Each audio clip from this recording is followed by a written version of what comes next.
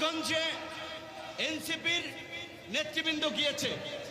আমাদের কথা হচ্ছে যে তারা এনসিপি করে না, বিএনপি করে না, জামাত করে, কোন দল করে, সেটার চেয়ে আমাদের কাছে বিবেচ্য বিষয় তারা এই গণ অভ্যুত্থানে আমাদের সহযোদ্ধা। তারা রাজপথে নেতৃত্ব দিয়েছে, দিগ্ভ্রান্ত জাতিকে পথ দেখিয়েছে। তাদের পেছনে, তাদের সাথে আমরা সকলেই ছিলাম। অবশ্যই এই গণ আন্দোলন এবং গণ অভ্যুত্থানে বিএনপি একটা বড় রাজনৈতিক দল, তাদের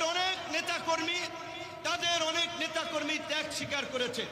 জামাতের নেতাকর্মীরা করেছে, ইসলামী আন্দোলন করেছে, গণ অধিকার করেছে, বাম ডান গণফোরাম, এখানে খিলাফত মজলিস, যে সকল দল রয়েছে সকল দলের নেতাকর্মীরা ত্যাগ স্বীকার করেছে। এবং সবচেয়ে এই দেশের আপামর জনসাধারণ যারা ওইভাবে সক্রিয়ভাবে কোনো রাজনৈতিক দল ওইভাবে করে না, তারা যদি এই আন্দোলনে নেমে না আসতো তাহলে কিন্তু এই গণ অভ্যুত্থান সম্ভব হতো না। রাজনৈতিক দলগুলো আমরা 16 বছরে এই পট পরিবর্তনের প্রেক্ষাপট তৈরির জন্য রাজপথে ধারাবাহিক লড়াই সংগ্রাম করেছি, কিন্তু জনগণের সম্পৃক্ততা না থাকার ফলে কিন্তু সেইভাবে আমরা সাকসেস হতে পারি নাই। জুলাই আমাদেরকে ঐক্যবদ্ধ করেছে। সুতরাং আগামীর বাংলাদেশ কেমন হবে, আগামীর বাংলাদেশকে আমরা কোন দিকে পরিচালিত করতে চাই, কিভাবে গড়ে তুলতে চাই, সেটার জন্য আমাদেরকে জুলাইকে সামনে রাখতে হবে আয়নার মতো। আমাদেরকে ভুলে গেলে চলবে না।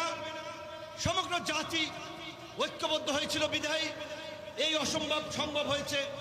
কাজে আমাদের প্রত্যাশা থাকবে আগামীতে নির্বাচন কিংবা নির্বাচন পরবর্তী সময়ে যারাই সরকার গঠন করবে কিংবা যারাই বিরোধী দলে থাকবে তাদের মধ্যেও যেন এই জুলাইয়ের চেতনায় বাংলাদেশকে ঐক্যবদ্ধ রাখার চেষ্টা অব্যাহত থাকে। এবং সবচেয়ে একটি গুরুত্বপূর্ণ কথা আমি বলে শেষ করতে চাই, মিলাদ মানে হচ্ছে জুলাই শহীদদের পরিবারদেরকে নিয়ে মিলাদ মাহফিল, দোয়া মাহফিল, বছরে একবার আলোচনা সভা করবেন, তারপরে আর এই পরিবারের খোঁজ খবর নাই। এই ধরনের সোয়াবমূলক প্রোগ্রাম এবং কর্মকাণ্ড আমরা ইতিহাসের ধারাবাহিকতায় দেখি।